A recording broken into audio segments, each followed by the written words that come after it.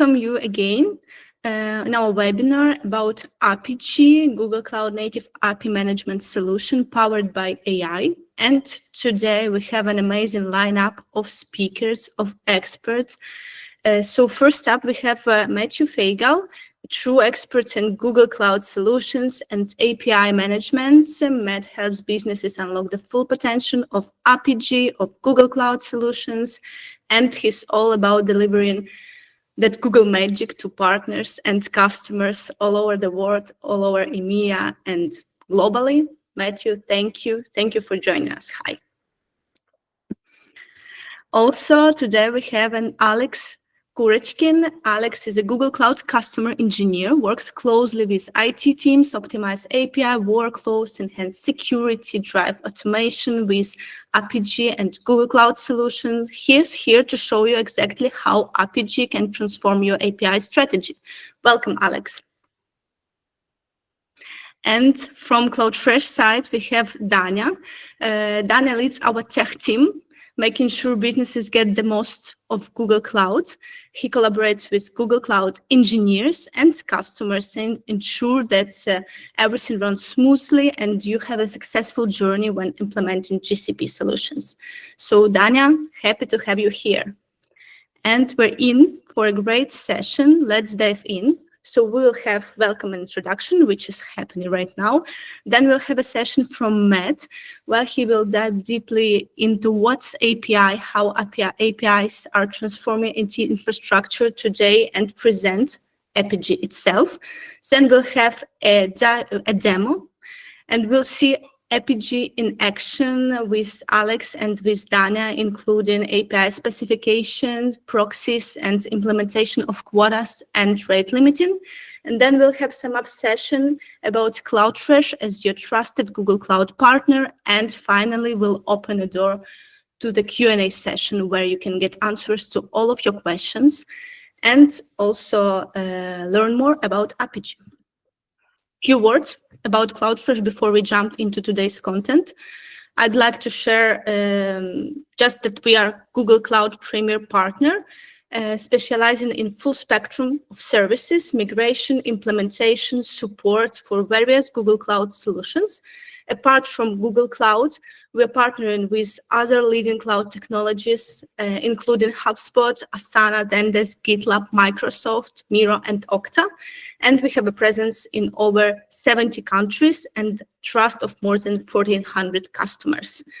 We offer a complete set of professional services for all of our partner products.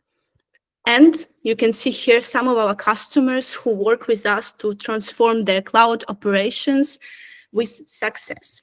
And last but not least, put all your questions to the chat. We'll cover them at the end of the session. And for the best question, you will receive some gifts from Cloudfresh. So please ask away everything you're interested in about API management and Apigee. So now, happy to introduce Matt from the Apigee team to share the value of APIs. Welcome, Matt. Hey, thank you so much, Anastasia. Yeah, I'm Matt Feigl. As Anastasia mentioned, I'm a longtime Google engineer working with customers for many years and partners for the last 5 years or so.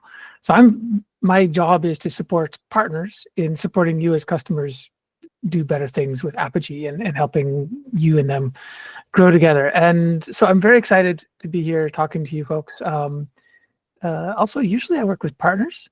So it's been a while since I've had an opportunity to give sort of a customer-facing sales pitch. So I'm very excited. And if you have any feedback for me afterwards, I'd love to hear it.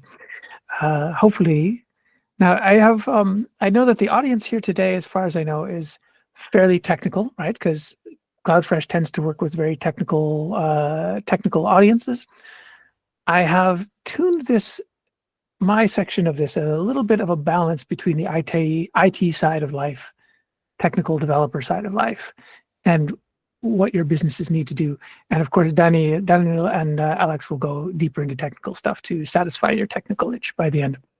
So with a technical-facing audience like you, I don't really think I need to explain the concept of what an API is from a technical perspective, you all know that it's a application programming interface, how to write one, how to decorate your Python code to have REST interfaces for APIs and things like that. So I wanted to talk instead, since the title of my session is APIs as the engine for IT agility and innovation, wanted to instead kind of talk briefly about like the business reason of APIs, why they exist, how they support your businesses. And from that perspective, the API is like a doorway into your organization. This is, if you're using APIs only internally, you're getting cost savings from better integration capabilities and reuse of applications internally. But really, like the business value where your companies will be making money on these things are the external interfaces, how you're exposing your internal services, IP, to external partnerships to use them. And this is really where kind of the growing value is for businesses rather than just IT efficiency. Because if you look at any modern customer experience, digital experience, partnership experience, APIs are what powers all of this, all of the digital experiences. On this simple example of an e-commerce site, everything you see on this page is calling a different API. Now, some of them, like the picture, are our own first-party APIs. I own this content. I own the information that I'm shipping. Probably also the inventory system is a separate system, but I own that probably, I hope. Could be a software as a service, but I, as the provider of this digital experience, probably own that inventory system, and I can call out this inventory data by calling this API what I call. Whereas I might also be calling out to third-party systems, right? I don't really want to run my own review system, but I'll plug in some third-party software to be my review system and call that with APIs. Again, the pricing is hopefully my own first-party system or a software as a system service that I'm buying. The shipping estimates, this is a great example. The shipping and estimates, probably this is completely outsourced to another company. It's not even software as a service. It's another company providing my shipping estimates, my shipping costs, and I'm getting that and making that offer to you through their API. So just on that simple page, you see at least 8 different APIs, some of which are owned and managed by me, and some of which are partnerships that I'm running, which power this entire digital experience.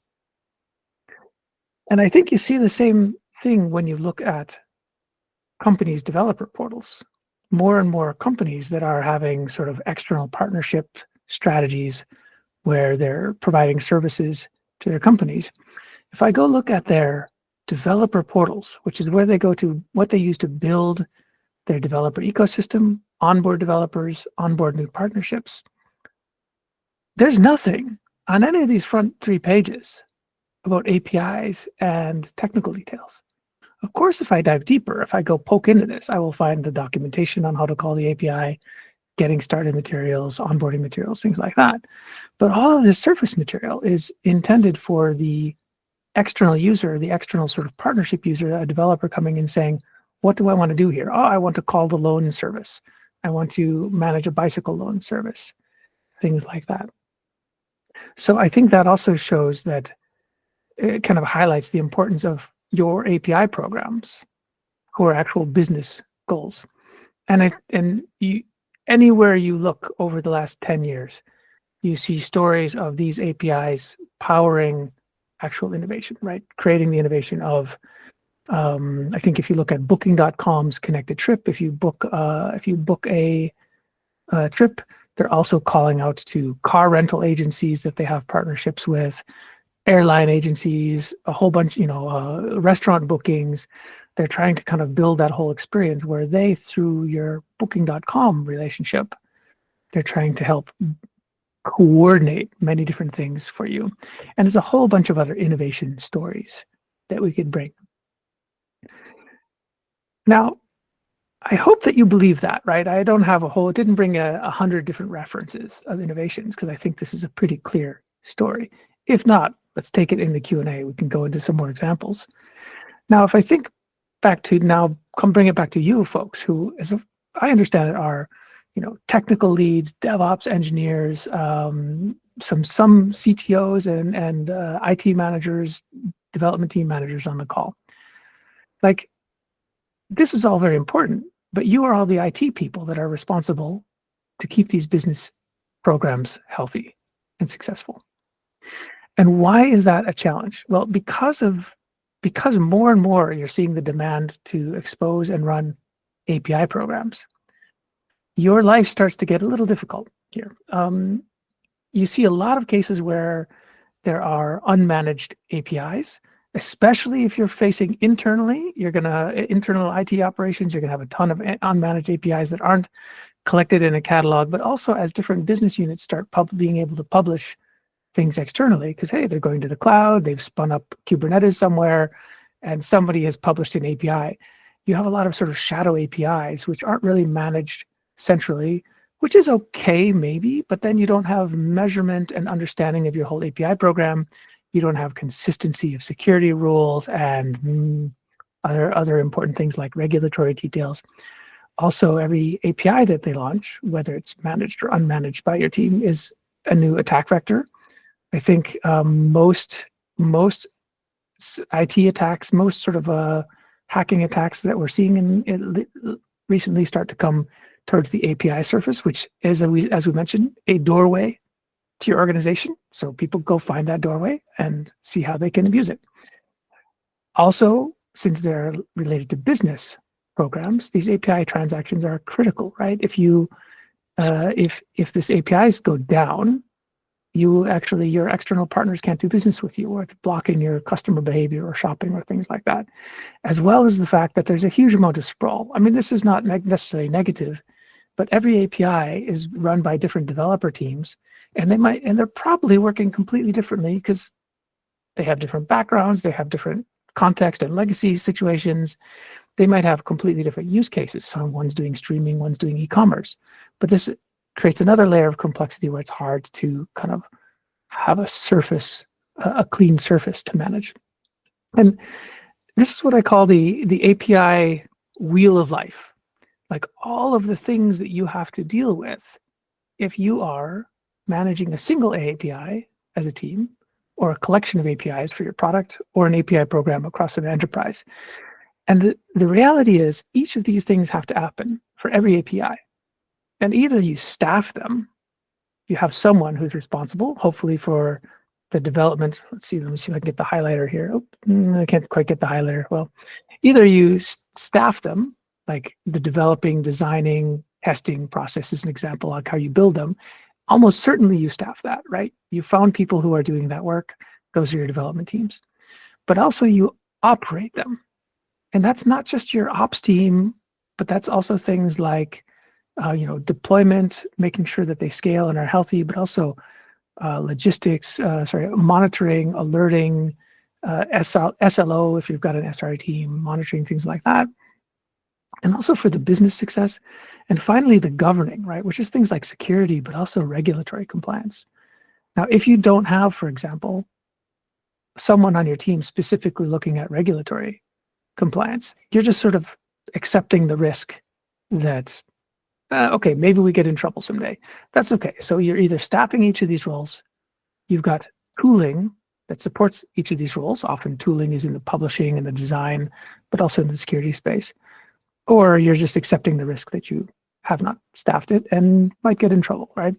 But this is a lot for a single team to work on. In fact, probably no team, no individual is going to cover all of these. This is going to be a cross-functional effort between people with your team and people in other teams. And you're going to need, at the very least, I would say, tooling to help this group of different roles work together. The other reason it's becoming more challenging, especially in the modern Gen AI-driven space, is that our hypothesis and what we're seeing out there in the market is that the number of APIs that are being exposed are growing exponentially. Like, APIs started out as this sort of integration thing, and now they've become the core of platforms and ecosystems for externally. But now AI is impacting this in two very significant ways. The first one is your development teams are probably using Gemini Code Assist or Copilot or some other things to speed up their development. You might even have business users these days. We can show a demo. Well, I don't think today, but if you want to, we can sit down and show you a demo of how a business user can use Gemini Code Assist with very little technical knowledge to design an API, create an open API specification. If they have access rights, hopefully they don't, to publish stuff to your Cloud Run environment, and suddenly you've got a new API developed by a business user. Anyway, hopefully your IT team, your tech team is leading this in a healthy way, and we can talk about that if you like in the future. So A, you're getting more APIs created faster. And B, any AI agent out there is starting to call your APIs. So they're getting used more, and you need to publish more of them to support agents and things like that when you want to expose new functionality to AI agents that your customers are using. So often in the DevOps space, they talk about shifting left, right? Like shifting security things left, shifting responsibilities left towards the developers, towards the DevOps team, towards automation in the pipeline. I think this creates a huge burden. If you try to take that entire wheel of life and shift it left, you're creating a huge burden on everyone. So I think what I would like you to think about is shifting down towards platform infrastructure that can take care of a bunch of this responsibility so that you're not completely overloading your developer teams and they can continue to drive new innovation. If you only shift left, your innovation is going to slow down as your developer teams get overloaded. You need to have platforms that can take responsibility for pieces of that wheel of life I mentioned. And that comes to what we try to do with Apigee.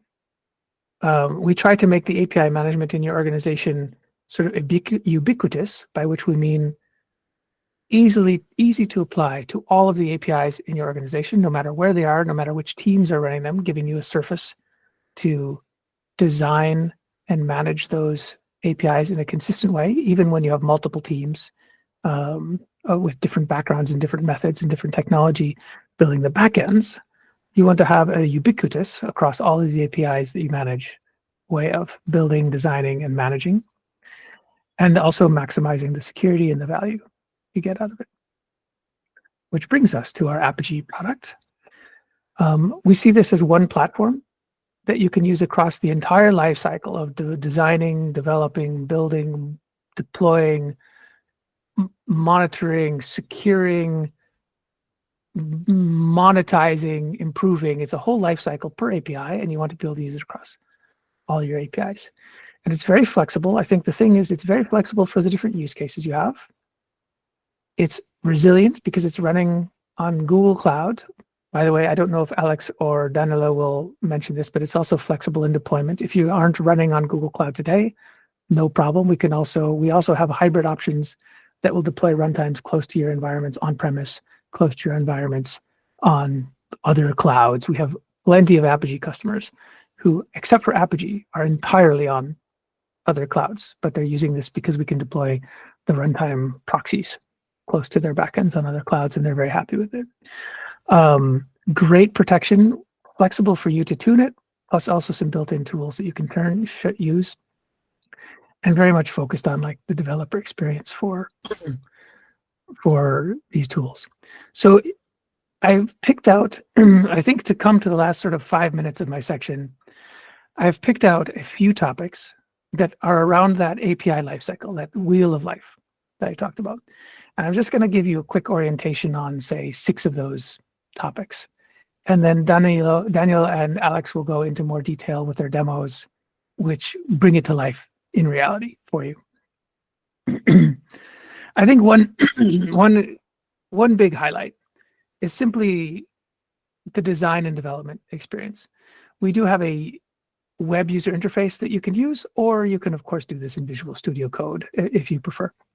But we have configurable policies that plug into the API proxy lifecycle for things like mapping between modern JSON and old-fashioned XML, for things like verifying the security rules, requiring a consistent security policy across APIs, like API key is required, things like that, so that you can have sort of cross-cutting concerns that you don't have to bother your development backend teams with. It's also a place where you can sort of manage, review, test, look at the life cycle of an API when a call is coming in. A lot of great tooling just in this development and running space to put lots of flexible details into your proxy about how it manages incoming requests. Similarly, I mentioned Gemini Code Assist. We have built Google's latest tooling of Gemini Code Assist into the API design and API build cycle. Whether you're using something like Visual Studio Code, where you can write a prompt, create some sample open API specs, see it in a nice user interface, choose to deploy it to Apigee, or you are using the authoring tools that we have where it's plugged in and you can do it that way. I think what's great about here is if you're new to the API development world or new to Apigee, this speeds up your first experiences with Apigee, which is great. And if you're an experienced developer or designer, this also speeds you up because you still need the skills. Like, this does not replace developers, but it helps your developers as a peer, kind of like a peer programmer. It supports them in building faster, in checking the stuff they don't know, and also plugs into your existing code bases or APIs that you have deployed to know, hey, you're trying, like, my favorite example is, you're trying to create an ordering API. Did you know your company already has 15 other ordering APIs? Maybe you should use one of them instead of creating a new one.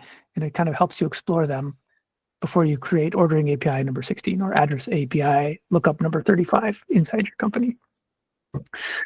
The next phase after developing and designing and building for a successful API program, you need to expose your APIs, sometimes to internal. You can create an internal only developer portal if you're just dealing with internal IT things.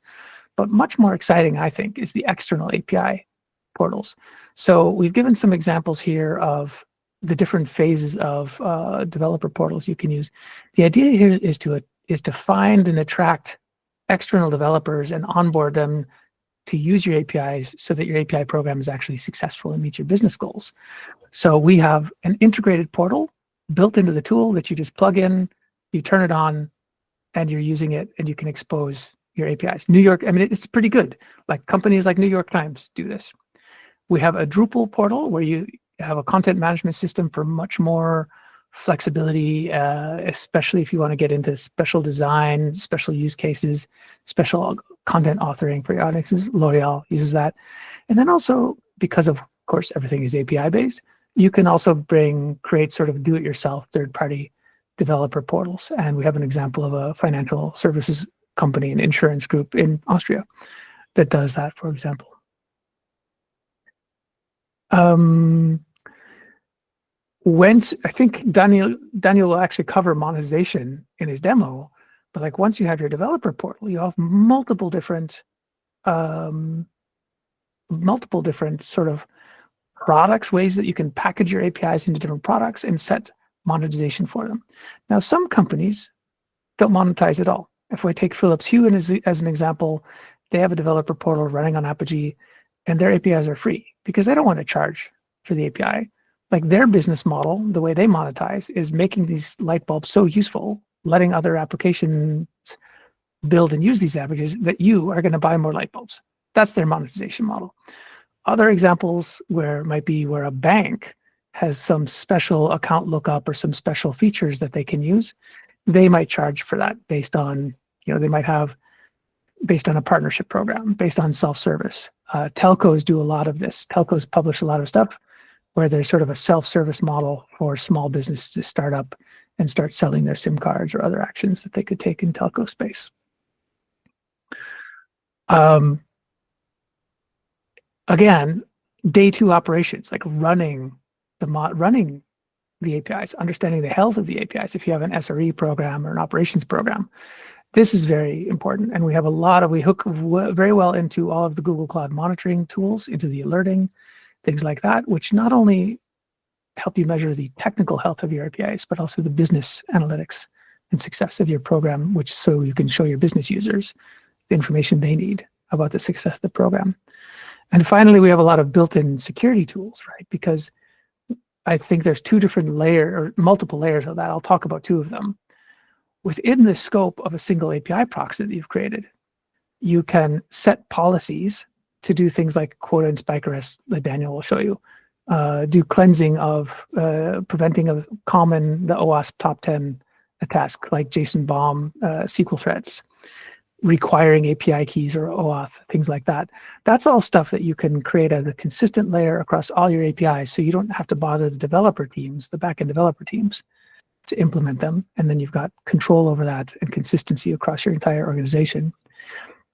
You want to go even deeper, however, because Google Cloud is helping, because we're monitoring all your traffic and we're reporting metrics into the traffic, into our own logging system, without adding any latency or issues, we can apply additional security features from Google. For example, Google's APIs are some of the most attacked APIs on the planet because everyone's always trying to hack Google Maps and abuse them. We have hundreds of security specialists. We have our own AI models of common attack vectors. And if we are using this, we can apply our models over your traffic to alert you and highlight you when we see suspicious activity and recommend the fastest action, the best and fastest action for you to take, as well as doing analysis on the proxies that you've launched, the API proxies that you've launched, and look for common threats, common OAuth threats, things like that. So both in a sort of prescriptive, looking ahead, analyzing your whole API ecosystem and giving you recommendations to approve, and also, spotting real-time abuse and raising the alerts to you for action. We cover all of that with kind of, I guess, I don't know, people use best of breed, but I must say, I think it's probably some of the best in the world security models that we can apply here. That's it for me for kind of my journey from powering innovation, technical details, what you need to think about running an API program, and a few technical details. Let me give it to Daniel and Alex. Thank you, Matt. Alex, please, the stage is yours. Yeah, thank you very much, Anastasia. Thank you, Matt. I'll continue from here. I will talk a bit more deeply about the technical parts of Apigee. And I will start from the Apigee proxies. Just 1 second. Sorry. Okay. So with Apigee, for each API that we want to have in Apigee, we create what we call API proxy. The API proxy exposes the functionality that we have in our backend to the client through Apigee. It's like basically like an agent between the backend and the front-end applications, and allowing you to manage and secure the APIs. For each of these proxies, we have a pre-flow, conditional flows, and post-flow for the proxy endpoint, and also for the target. This is like the proxy endpoint is the client, and the target endpoint is the backend for the request. And we have the same flow for the response. And for this flow, it allows us to control each step in the request and the response. So it's very granular, and we can control and add policies in every step. And the API proxy also helps us to decouple the API from the backend services, and it provides us a layer of abstraction. And it means that we can make changes to our backend without affecting the client applications that are consuming the API. Next, to build these API proxies, we have building blocks that called policies, which separated into 4 main categories: manage, secure, transform, and extensions. The first one is traffic management. For example, rate limiting, if you want to limit the requests that are getting to our backend. If so, our backend will scale, not go to scale too much if you want to limit it. Or a quota, for example, we can limit the requests per day for some API. Also, it's good for monetization, for example, if you don't want to overconsume an API for some pricing tier. Next is security. We can add authentication and authorization to our APIs, for example, with auth2, or add API key to the requests, and many more. And then we have mediation. If we want, I think Matt already mentioned it before, if we want to change the format of the request or the response, for example, from JSON to XML, or the other way around, or if we want to do some manipulation of the parameters that we're getting in the response or sending in a request. And here we can also add the monetization and more transformations that we want to do on the request and response. And then we have the extensions. For example, we can add the code snippets in JavaScript or Python, or we connect to different Google Cloud services. Cool. Next one is the way we develop our APIs. This one Matt as well mentioned before. I will go over it quickly again, just to mention a few more points. So first, by default, you develop your APIs through the Apigee console in Google Cloud, but you also have the option to develop your APIs through VS Code with Apigee extension that we have. It can help you to work offline if you need, version control integration, and more editing features. And it also provides you an Apigee emulator, and it allows you to build APIs locally and run them locally without the need to deploy them to your Apigee environment. And of course, we have also the Gemini Code Assist. Now you can even create API proxies automatically with Gemini. You just, yeah, Matthew? Daniel, I don't think the slides are updating. Oh, sorry. Yeah. Oh my God, sorry, very sorry. So I'll just go quickly over the slides again. Just 1 second. I just will show quickly the things that I was talking before. This is the one that related to the flows in the Apigee proxy. This one shows the policies. And this is the one that I was talking about now. Okay, and I was just mentioning about this one, about the Gemini Code Assist, which helps you to generate automatically the proxies. You just write a prompt, what do you want to have in the proxy, and then it generates it for you. And after this, if you need to do adjustments, you can do it because you have all the code of the proxy. Cool. Next one is the options how to deploy your Apigee. We have 2 main versions. First one is the SaaS version, which is fully on Google Cloud, and we call it the Apigee X. And the second one is Apigee Hybrid, where the control plane is hosted on Google Cloud and the runtime is on your environment.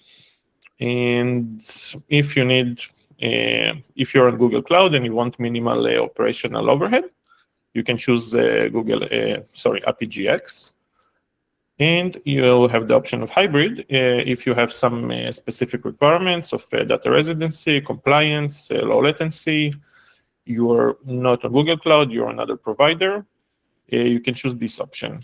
And then you can deploy the Apigee runtime in your data center, other cloud, or in other environment that you choose.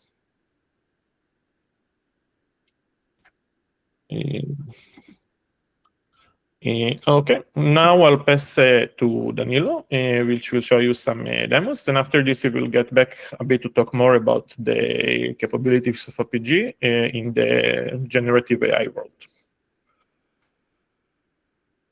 Cool. Danilo, the stage is yours. Yeah, thanks. A few seconds, I just share the screen.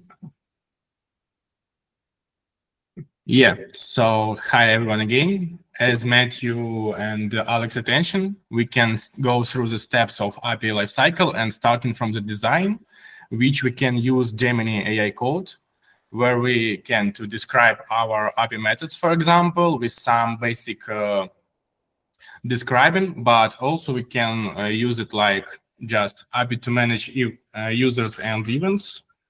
Oh, sorry. Yeah, and events, for example, and just create it.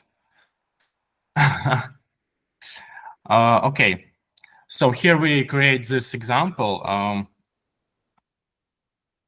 Yep. And deploy this to API Hub. When this created, after that, we can go to this API Hub where we can see our API specification with some describe for our developers to manage this, and for checking versions, their changes, and other. So that's how it looks. Yeah. After that, we go to the deployment, and we can start this from API proxy. I wanted to show you reverse proxy by OpenAI specification. So we just deploy our OpenAPI file, and after that, we choose how we name our proxy, some bad path, and target, as guys told, that we can just use here your backend, and that can help you to use your backends anywhere, not only in GCP. Also, we can from our OpenAPI specification use which flows we want to use, so we can use everything. We can use only some of them, and after that, we use in which deployment. Yeah, we want to deploy this and start with this step. So after that, we can go to the secure. I'm just prepare another proxy for that. And how to easy start with this? We just add in the policy using here OAuth, for example, and creating the verification access. So that give you two possibility. Don't give the access to anyone, only for verified users. And also we can create the generate token policies that we need to include in our proxy. So in preflow, as Alex showed you, we can add our verified access token. And this give us the possibility to verify each request from our customers to our proxy. Also, I'm exclude the token generator so we can create this. And I will show you the example how it's work in real environment. So if we make some error in our username or password and we send this request, we just got the client IDs invalid. But when we put our username and password correctly, we just got the access token that we can share with our customers or our developers, and they will use it in their requests. Also, I'm adding here, I don't show it, that we can verify how long our token is available. So I put here 30 minutes only. And with this token, after that, we can go to our requests and, for example, get the users. Yes, so I get these users because I have access token.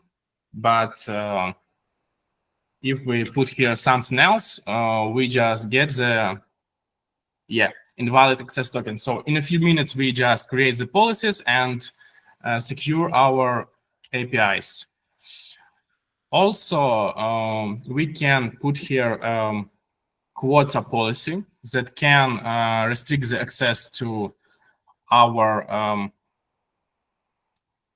API for the minute, day, or month. So we can put here what we want, but I put here time frame in minutes with 15 per minute. Yeah. And we can use it not only for each our request, but for some of them. And here I'm also prepared the run, so we can see the first 50 requests are good, and after that we can see that we completed with our quote, so it's not the expired token or something else, we just put here quota. And we also can take here rate limiting that give you access to restrict the some unexpected high rate of your requests, and we also can see this 12 per minute here, and it's also added to get user events. So when we try to create the new run only for our user events, for example, like this, so we can see that we also have some restriction, but it's not like a quota, just only restrict amount of your request, but it's also give you possibility to restrict high access in one moment. So you see that your API works, but we have an spike arrest violation, and this help you to manage the access to your API. And also we can see that we can analyze how our API proxy works. We can see some performance from each proxy, for example, and we can see some error code analytics where we see that which type of errors clients got, how much, and how often. Also some latency analytics and cache performance. And that's all from my side. So it can be deployed in a few minutes. We just create some policies, add them to our requests, and we take the securely and and the fast API with quota, rate limiting, and other solutions. So that's all from my side. Alex, I know that next you're again. Thank you, Daniel. Let me share you the slides one more time. Alex, please. Okay, great. Thank you again, Anastasia, and thank you, Danilo, for the great demo. So now let's talk a bit about how Apigee even helps you more with the generative AI world. So Apigee can help you also to create endpoints to your machine learning models. These days we're using different providers for machine learning models. For example, like Gemini from Google, the OpenAI models, Meta, and many more. And each model has a different interface that you have to call and different parameters that you send. And Apigee can help you to standardize this and secure all these calls to your models. It offers some advantages for models that helping you with the API management to fit their characteristics. And it's not only API gateway functions, it also can help you in 9 other pillars that I will show in a moment. And it's not only like for managed models, like the ones that I mentioned. Of course, it can be also models that custom models that you have in your environment, or other model endpoints. So let's start with how Apigee can help you to protect your machine learning models. The first point would be Model Armor, which can help you to check your prompts and, I'll continue to the next slide. So first one is Model Armor, which helps you to check your prompts and responses. You can block the ones that you want to block with some configuration.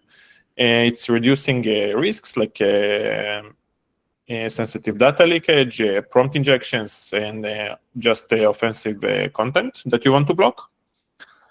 Second one is the API management that can help you to apply the policy-based configurations for authentication, authorization, like we mentioned before. It can be another authentication layer on top of the endpoints of the models that you're calling, or it can be like a standardized layer for custom models that you deploy in your environment. And the next one is an advanced API security, another package that we provide from Apigee for security, and it uses machine learning to continuously monitor API traffic and thus find the threats and help you to stop attacks even before they happen, just by finding the irregular behavior that comes to your API endpoints. And the next way it can help you is the LLM gateway features that we provide. First one is semantic caching. It helps you to reduce costs by understanding the meaning of the request that you send. And then you can make less requests to your backend and then make less API calls. And then it can reduce the cost that you pay per API call for managed models. In the model routing and failover, to centrally manage multiple LLMs and maintain availability, and advanced analytics to provide insights into your endpoint performance, quota usage, and failover events. And it's allowing you to make data-driven decisions and efficiently manage your API infrastructure, LLM infrastructure. Sorry again, the slides. Sorry, I have a problem here. Okay, so sorry. This is what the slide that I just was talking about the LLM gateways capabilities for semantic caching, model routing, and failover, and advanced analytics. And the last one is supporting AI productization with Apigee. It enables it by allowing you to define the token-based service tier and charge models for AI offerings. We can help you to create what we call a model garden, which is the repository of your AI models. You can create your own models in your environment and use Apigee to expose them to create an interface to access them. And additionally with Looker, it's another tool from Google Cloud. It can help you to create an advanced visualization to share the consumption insight and to manage your budgets on Apigee, the ones from monetization. And it can help you to create your models into consumable products with the Apigee ecosystem. Cool. So, okay, that's all from my part. And now to Anastasia. Thank you, Alex. We'll sum up a little bit this session with we are at Cloudfresh and what we can do. So I'm passing over to Danila, and then we'll answer all of your questions. So please feel free, if you have some question, just write it in the chat. Danila, please. Yeah, thanks. So to sum up about Cloudfresh, we are a team of certified professional Google engineers. We have wide expertise in architecture, implementation, analytic, and networking, and other. And my team have understanding of how to implement any solutions in Google Cloud that you need. Also, if you're using Google Cloud or still not, it doesn't matter for us. We can help you to start with Apigee solutions and other services in GCP stack. So we're here for help you with your goals for making them success. And where Cloudfresh can be helpful. Partnering with us can bring different benefits for your business. So you will have access to a team of certified Apigee and GCP experts that give you help in implementation and optimization, ensuring that get the most of Apigee and Google Cloud solutions. You receive the ongoing support from our team, and we can help you to answer any of your challenges that you may have. And we can also help you with pricing, in understanding of pricing Apigee and GCP services. So we offer flexible payment option and special discount in GCP. So yeah, what's the next? You can scan the QR code to get in touch with our team. We'll set up a call with you, and where we can discuss your needs and goals that you can have, and also we can help you with starting 60 days free trial by setting up in our team. And also, if you're interested in Apigee, we can check your goals and make the POC for your API management. Yeah, and now the QA session, as I know, Alex, Matthew, maybe something for your part. Thank you a lot. We have one question from Pavel. What's the difference between Apigee Edge and Apigee ICT? Thank you, Pavel, for your question. Please, Alex, Matt, Anila, maybe shortly, if you can. Sure, no problem. I can take that. Apigee Edge is the older version. Before it was fully migrated, the Apigee was a separate product from Google Cloud. Now it's fully on Google Cloud. And the new version that is fully on Google Cloud called Apigee X. And yeah, so Apigee Edge, from what I know, still can be used by old customers, but for new customers, we offer Apigee X. Yeah, and sometimes Apigee Edge customers are sort of looking to migrate over from the older version to the newer version. It's not tremendously complicated, but it does require a little bit of assessment and project planning and stuff like that. And of course, we in Cloudfresh can coach on that process too. Mainly, like Apigee Edge is still maintained. We're not shutting it down anytime soon, but all of the new product development is going into X, which is on Google X, or the hybrid version where the runtime plane is on, the management plane is on Google, and the runtime plane can run closer to your environments. Thank you, Matt. Thank you, Alex. We have a question from Yulia. Could you please provide examples of how Apigee has been used to operationalize AI applications? Thank you, Yulia. I'm not sure if I understand the question. I'll post a link to a new blog post about that we just published, which kind of gives like more technical references and architecture. I think when we talk about it, Alex, maybe you correct me if I'm wrong, but we talk about operationalizing AI.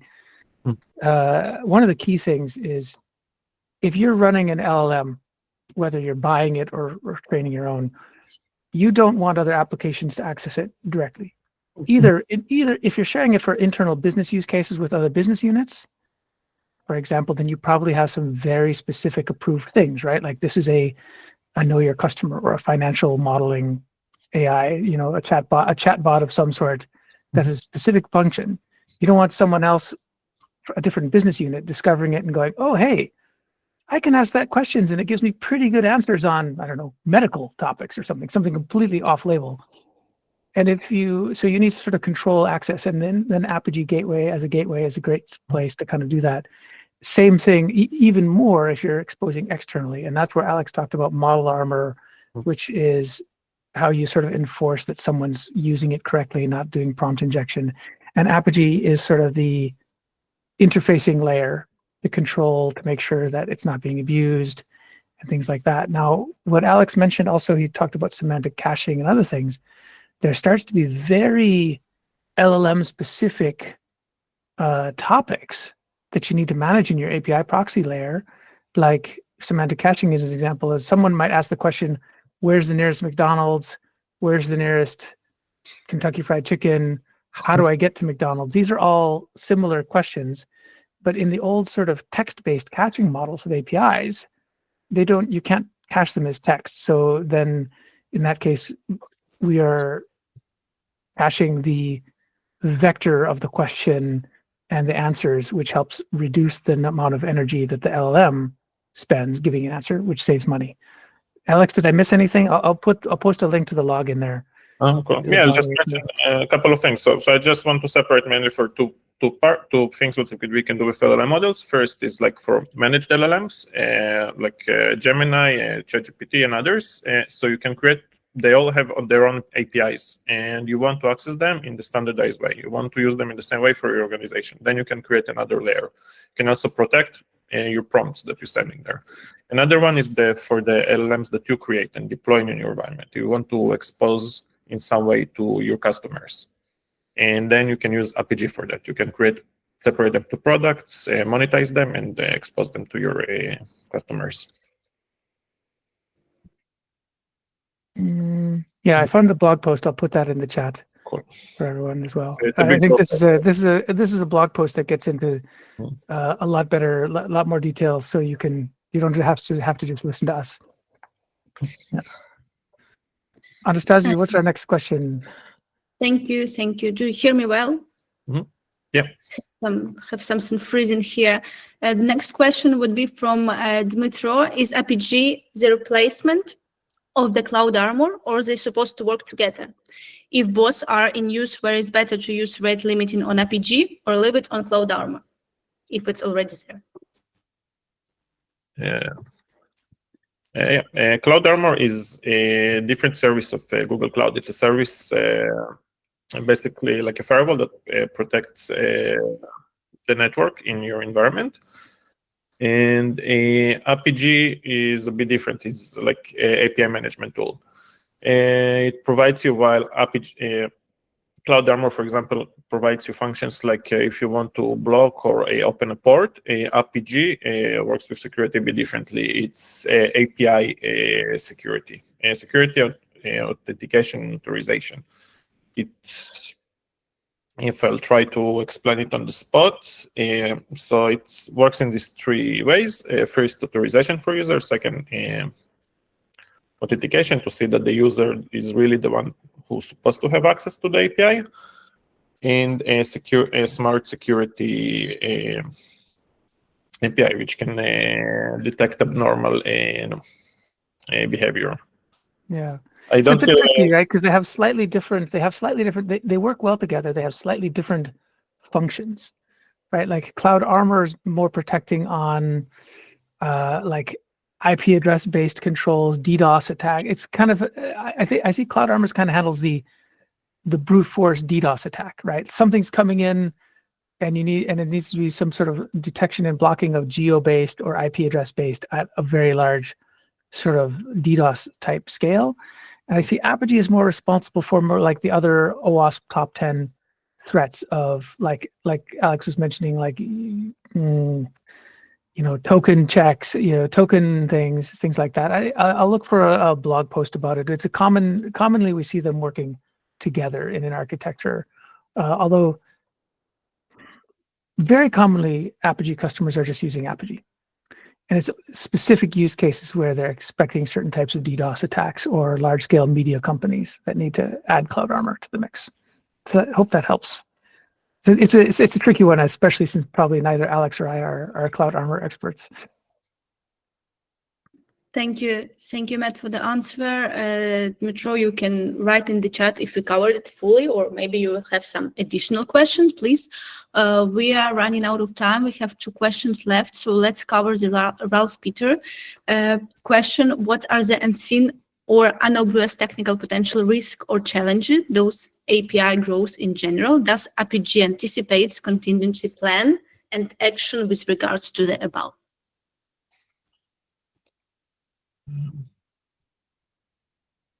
That's the last question in the chat, and Dmitro also for asking the question. Yeah, I was thinking about that question. It's a lot of times, like at a technical level, your backend, you've got a team that's managing the health of the backend, right? And the Apigee is acting as an API proxy and basically just passing through there. I think of course, from a system engineering perspective, you need to think about the health of your backend. Where Apigee can maybe help with that is a lot of times when things start slowing down, there's a lot of finger pointing and questions on teams about why is this API call slow? What's the latency and stuff like that? And I do think Apigee is a good sort of has good tooling to kind of like properly analyze and monitor, combined with cloud monitoring, like where the slowdowns is. Like, is it coming from the point, is it coming at a certain point, checking point?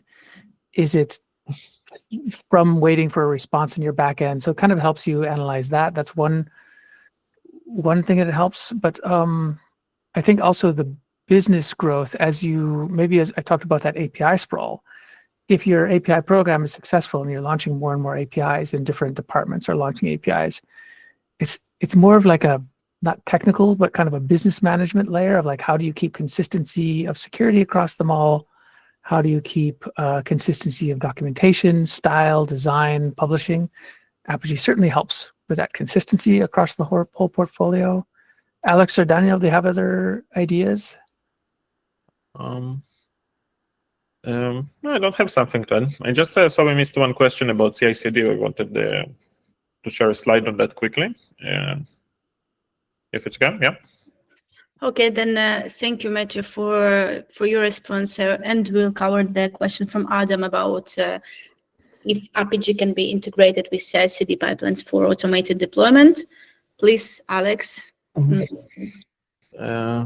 So I'll just share quickly one slide. It's something that we didn't cover today, but it's also something that we're talking often related to Apigee.